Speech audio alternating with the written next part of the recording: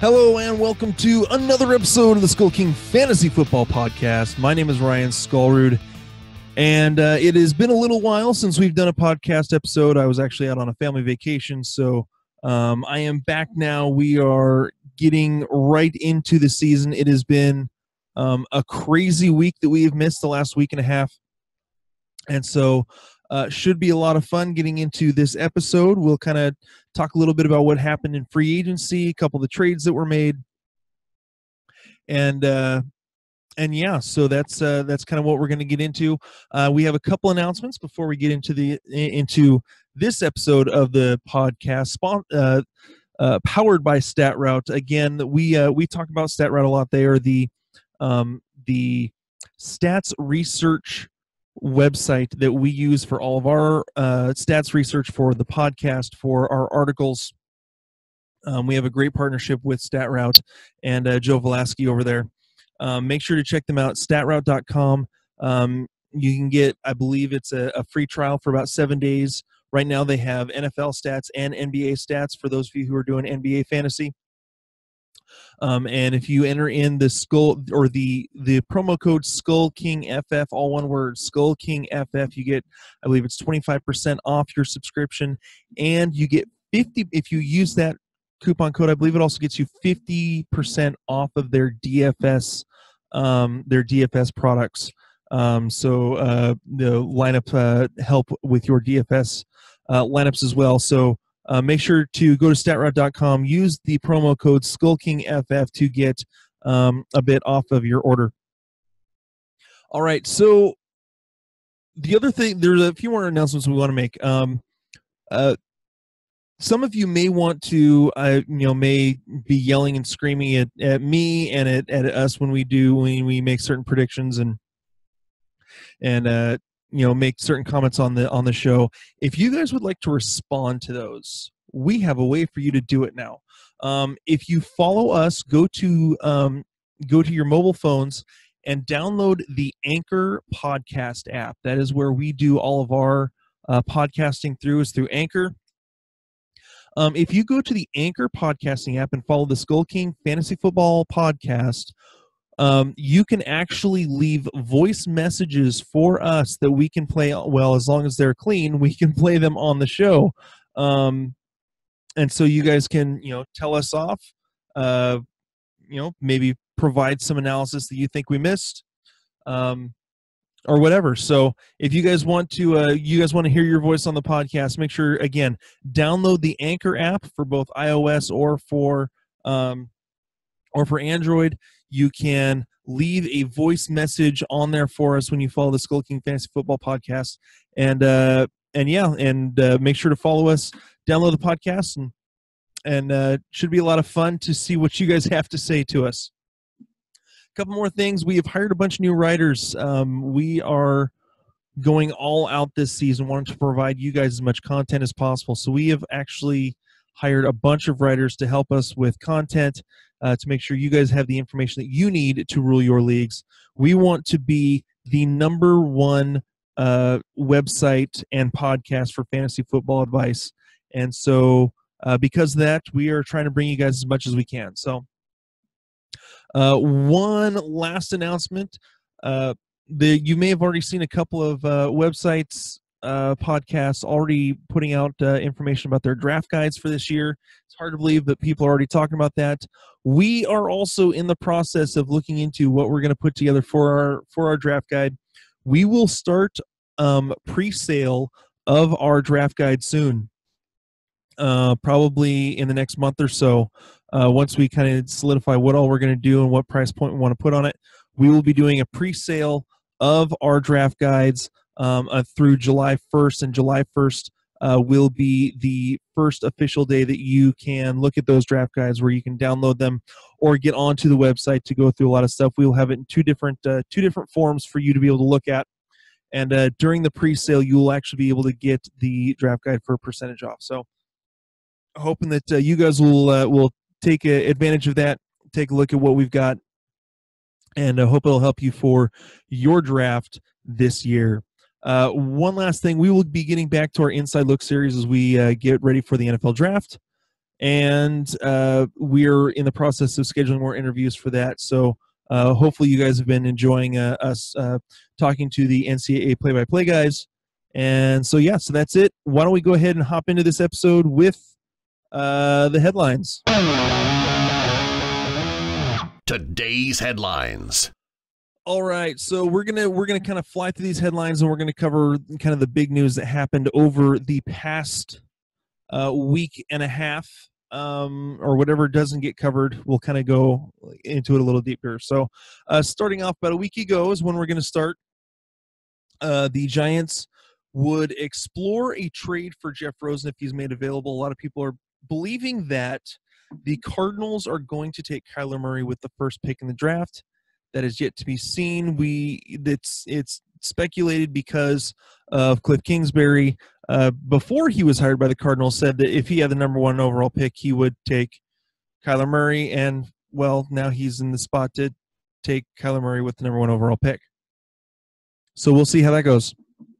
For those of you who didn't see, Joe Flacco is now a Denver Bronco, and John Elway has stated that Joe Flacco is just now entering his prime at 34 years old, when most people are out of their prime or at the end of their prime.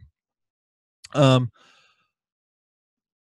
lot of people, especially in Denver, are starting to doubt John Elway's ability to scout quarterbacks. If you look at what they have done with quarterbacks since Peyton Manning, it has not been good. Trevor Siemian, Case Keenum, who has now been shipped off to the Redskins for Joe Flacco.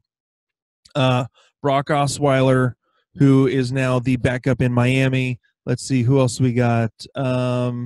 Paxton Lynch, who is now trying to become the backup in Seattle. So, like I said, hasn't been good. We'll kind of see how that goes. After losing out on Adam Humphries, the Patriots had turned their attention to Cole Beasley. Adam Humphries signed with the Titans. Cole Beasley, I want to say, signed with the Bills. Obviously, the Patriots are looking at slot help. We just so happen to know of a really good slot receiver who's in this draft, they'll be able to get really cheap late in the draft. Mr. Hunter Renfrow out of Clemson. I think he would be a perfect fit. His comp over and over and over again has been to Julian Edelman. Slightly different players, but I think that could be a really good fit. He could be a really good fit in New England. The 49ers signed running back Tevin Coleman. I believe it's a 2-year deal. They also signed Jordan Matthews to a 1-year contract. I'm not so big on the Jordan Matthews thing. He's basically a slot receiver. It all depends on what they've got around him, what they can find in the draft. But Tevin Coleman going to that offense, I think, could be really productive. He was very good under Kyle Shanahan in Atlanta. So I think he is definitely a guy to kind of watch where he's going in your drafts over the summer. Kind of look at the mock drafts to see kind of where he's positioning out to see if he might be a good value for the 2019 season. NFL suspended Kareem Hunt for 8 games. He has been signed by the Browns, but we have officially found out he will be suspended for 8 games. So we'll see what that does. We'll kind of get into that a little bit later, what that could possibly do to Nick Chubb. As far as Duke Johnson goes, the Browns have it's actually been stated that the Browns have been shopping him a little bit. I think that they'll hold on to him for now. I think that was kind of a pre-suspension, kind of seeing what they could possibly get for him. And now that they know that that Hunt is going to be out for half the season, I think they'll hold on to Duke and kind of see where they can go from there, and see if Hunt can keep his nose clean and not get in any more trouble. The Dolphins traded quarterback Ryan Tannehill to the Titans to be the backup to Marcus Mariota, and in turn signed Ryan Fitzpatrick. We'll get into that a little bit later as well. Let's see. Chiefs wide receiver Tyreek Hill is under investigation for alleged battery. From what I have seen on that, he may not have had anything to do with it. So for right now, I know that a lot of people have been taking trades for Tyreek Hill, trying to get whatever they can out of him. In dynasty leagues, for right now, I would hold on to him. We're still waiting to hear what all is actually going on in that situation. So, let's see. Former Packers wide receiver Jordy Nelson is scheduled with the Seahawks. For some reason, the Seahawks love signing old wide receivers. Last year was Brandon Marshall. I want to say the year that they won the Super Bowl, they actually had Terrell Owens in camp that season. So, like I said, they like signing old wide receivers. Even if he does sign with Doug Baldwin saying that he's probably going to have another surgery. I believe it's a sports hernia. We'll see how long he is out. But I wouldn't be surprised if they address wide receiver in the draft. Former Eagles running back Jay Ajayi is scheduled to visit the Indianapolis Colts. That was today. I have not seen how that went. We may have to wait a little bit. New York Jets wide receiver Jamison Crowder says he believes he can be a very valuable target for Sam Darnold now that he is signed with the Jets. I think that he could be a very good slot guy. The Cowboys signed wide receiver Randall Cobb. I believe it was a 1-year, $5 million deal. I think he'll be decent in the slot. I think that Michael Gallup could still be the wide receiver 2 behind Amari Cooper, that Cobb could still end up being the number 3 in the process. But Cobb's main issue is that he has problems staying healthy. So again, we'll kind of see how that plays out through training camp. The Redskins are, quote, very intrigued by Dwayne Haskins. We will see kind of how that ends up. I don't have the draft order right in front of me yet right now, but Haskins has been looked at by a couple different teams. I know that one team that is really interested in drafting him as well is the New York Giants, because they need someone after Eli Manning. I believe his contract is up after this year. And finally, there's a source out there that's saying that the Saints are close to a deal with tight end Jared Cook, formerly of the Oakland Raiders. If they sign Jared Cook, that is a huge, huge boost for that Saints offense. With them not really having much of a tight end presence over the last couple of years, really not having much of a tight end presence since Jimmy Graham was traded away. That could be a really big pickup for them. So. All right, that is it for the news and notes. We are going to now get into a little bit of kind of the breakdown of some of the trades and signings that have happened, just for a few minutes, and then we'll call it a night. Starting off with the Brown trade, the Antonio Brown trade to Oakland. I don't have the compensation here, but really I'm more looking at what it means for both teams. As far as Oakland goes, this really helps out David Carr. He now has 2 big-time wide receivers. AB obviously is a beast. I think that AB's numbers may come down a little bit, to be completely honest. I don't necessarily think that he will he'll be able to put up quite the numbers that he did with Big Ben targeting him just over and over and over again. They also added Tyrell Williams, so they've got 2 deep threats there. I believe they also have J.J. Nelson, who they signed, who is also another speedy deep threat. So definitely some interesting additions to the Raiders, considering that Derek Carr has been one of the worst the last few seasons in terms of percentage of targets, percentage of passes attempted over 20 yards. I want to say I saw one stat that in 2016 it was 10%. He was 26th in the league. He was second to last this past year with 9.2% of his passes over 20 yards. So I think that AB could be really good for Oakland. I think it'll also be good for Tyrell Williams. If he can be a deep threat as well, it could open up some things underneath for AB. They don't have much, really don't have much at tight end right now. It's just, and the running back situation, we're still kind of waiting to see how that's going to turn out with, Marshawn Lynch, Doug Martin. They still got Jalen Richard, DeAndre Washington. Chris Warren is an interesting name that I want to look at after he missed this whole last year. He's had trouble staying healthy, but definitely a guy that I'm intrigued by, having watched his dad play for the Seahawks back in the 80s and 90s. As far as how things can go for Pittsburgh, they now no longer have AB. They no longer have, I want to say one or two of their linemen. Jesse James was signed away, although I wasn't a big fan of his in terms of fantasy. I think that Juju Smith-Schuster will have an interesting time. I think he's going to borderline on the wide receiver 1, probably more towards wide receiver 2. I think you've got to be careful on how he is drafted, where he is going. I think with Juju, have a spot, I know this is way ahead of the game, but have a spot where you're willing to take him at, and don't go before that. If he falls a little bit, you're in great shape. Go ahead and grab him. So just kind of my thoughts on Juju there.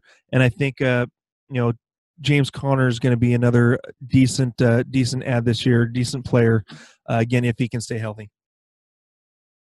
Moving on to the next big trade, where Odell Beckham Jr. was traded to the Cleveland Browns. And this offense could be really explosive this year. You've got Odell Beckham Jr., Jarvis Landry, and David Njoku receiving passes, and let's not forget that on top of that, they also have Antonio Callaway, Ricardo Lewis, those are, and Rashard Higgins. Those are guys that have all shown the ability to be productive for the Browns in spurts, I guess is the best way to put it. But now to have Odell Beckham and Jarvis Landry, having those two could be huge. Jarvis in the slot, Odell running outside, Njoku running over the middle of the field. And then add that to, you've got Nick Chubb, who was an absolute beast last year once he took over the role of starting running back. Duke Johnson, who is one of the best pass-catching backs in the league. And then after 8 weeks, they're possibly adding Kareem Hunt to that, who can both run and catch passes out of the backfield. So, again, this could be a really explosive offense. I think that there is reason to be a little hesitant, simply because of the fact that there's a lot of big personalities in that locker room now with Baker Mayfield, Odell, Jarvis Landry. You've got Kareem Hunt, so it'll be interesting to see where that goes. But for the most part, I'm really loving the way that offense is going to look this year. We'll see how sustainable, consistent fantasy production is going to be. I honestly think that Njoku falls a little bit. I know that he finished this last year around tight end number 9. With an extra wide receiver in Odell and Jarvis Landry, it's possible that his production goes up. It's possible that his production goes down. I know that he was kind of a roller coaster a bit last year, having a couple games where he got absolutely skunked and didn't even have a target. I'm hoping for a little more consistency out of him this year, but we'll see. The next big move, LeVeon finally signed with the Jets. They also added Jamison Crowder to a wide receiver core that has Robbie Anderson and Quincy Enunwa. As far as LeVeon Bell goes, he took the whole year off, was sitting out. You look at the rest of their running back core: Elijah McGuire, Trenton Cannon, D'Angelo Henderson, Bilal Powell, if he's still going to be there. And there's I think that LeVeon Bell having the year off could be really healthy and really in really good shape. It'll be interesting to see how the offensive line works together. They did add Kelechi Osemele from the Raiders in a trade. They've added a couple other pieces to the offensive line. So they've made some additions to protect Sam Darnold. I think that if they can get their offensive line to work together well, and LeVeon Bell is able to find some decent running lanes, catch the ball out of the backfield, I think that he could be a great safety valve for Sam Darnold. I think that it could be a really good season for the Jets. As far as LeVeon goes, I'm not projecting him to be a top 5 back. I think he'll definitely be top 10, but there is enough talented running backs in this league. He may, after sitting out and just moving to a team like the Jets that has struggled, and with head coach Adam Gase that had his own struggles last year with the last couple years with the Miami Dolphins. I'm hesitant to put him in that top 3 or 4. I'm more in that 5 to 8 range personally. So, and last but not least, we have the move of Ryan Fitzpatrick to Miami. Miami traded Ryan Tannehill to the Titans, basically to be the backup to Marcus Mariota. So the Titans now have 2 quarterbacks that can't stay healthy because of their knees. While the Miami Dolphins, here's what kind of my take on the Miami Dolphins. They signed Ryan Fitzpatrick as a bridge quarterback so that they can try to find the quarterback of the future, whether it's going to be in this draft or next draft. The problem is Ryan Fitzpatrick could be just good enough to get them to 6-10 or 7-9, and then at that point they're like a 10 to 12 pick, and they're not in the they're not necessarily in the running for the top quarterbacks next year. So it's an interesting move. We'll see how it works out. But yeah, I think it's definitely one to look at. I mean, if you look at his receiving core, Kenny Stills, honestly, to me, kind of is that not an exact comparison, but sort of the Deshaun Jackson type player in that lineup. And so I think that Fitzpatrick could be really good for Kenny Stills. Kenny Stills could start off hot. He's one of those guys that you maybe draft, watch him start off hot, and then try to trade him away as soon as you can. Trade him away after like 2 or 3 games to see what you can get for him.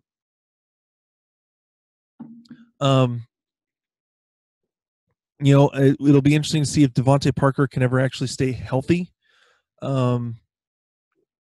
If he can, I think that he could put up some good numbers.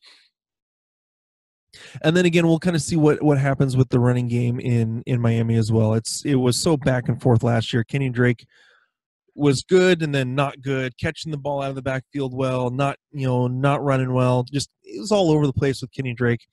And then Kalen Ballage had some decent games as well. So again, it'll be definitely interesting to see where these things go. Again, we wanted to just kind of touch on the top stories of this past week. We will get into more next week when we do another episode like this. I will try to get one or two of the writers on for that, so we can kind of have more of a discussion. So it's not just me blasting you guys with information, talking as fast can be. We'll see if we can get a good conversation going. If you want to know more about some of the stories we talked about tonight, especially AB going to Oakland, the Odell trade, LeVeon Bell, what he means to the Jets, Ryan Fitzpatrick in Miami, make sure to go to the website, SkullKingFootball.com, SkullKingFootball.com. We have articles up on all 4 of those major stories. Wyatt, our wide receiver guy, one of our wide receiver writers, wrote kind of the road to Oakland for Brown, kind of how he got to there. I wrote up an article on Odell and what he means to Cleveland. Fong has an article up on the website about what to expect out of LeVeon with the Jets, and Aaron, our main QB writer from last year, has kind of his thoughts on Ryan Fitzpatrick in Miami. So again, we have articles on all these on all these stories. Make sure to go to the website, check them out. As we go on, we are going to be writing we're going to have a whole bunch of articles and draft profiles on players going into the draft as we are ramping up. It is a little over a month away to the NFL draft. So we're going to get as much information out to you guys, especially you dynasty players, guys in the NFL draft who could possibly be a good help to your dynasty fantasy team. So again, we'll get that information out to you as best we can, as fast as we can, and hope you guys, and we're basically just, put your mouth up against the fire hydrant and we'll blast it for you. So again, we want to thank you guys for taking the time to listen to the SkullKing Fantasy Football Podcast. My name is Ryan Skullroot, and again, we want to hope you rule your leagues. We will talk to you later. Hey, SkullKing Nation, thank you for listening to the SkullKing Football Podcast. Did you like this episode? If so, be sure to go to iTunes, Stitcher, Google Play, and YouTube to subscribe. Also, please leave us a rating and reviews to let us know how we can better help you rule your leagues.